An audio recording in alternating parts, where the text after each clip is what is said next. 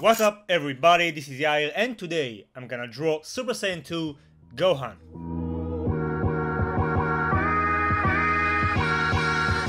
Okay, so today I'm gonna draw SSJ2 Gohan, but I'm not gonna use all his color scheme.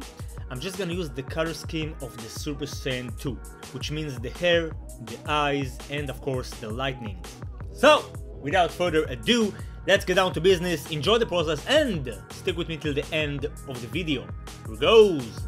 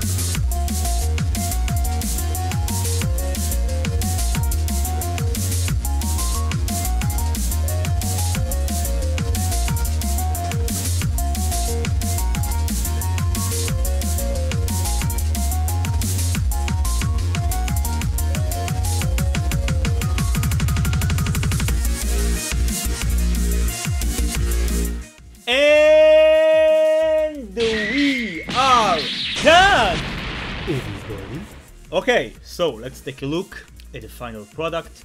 As you can see, we got Super Saiyan 2 Gohan back when he fought against Cell in the Cell games. Just like I said in the beginning of the video, I only used colors for the Super Saiyan 2 transformation.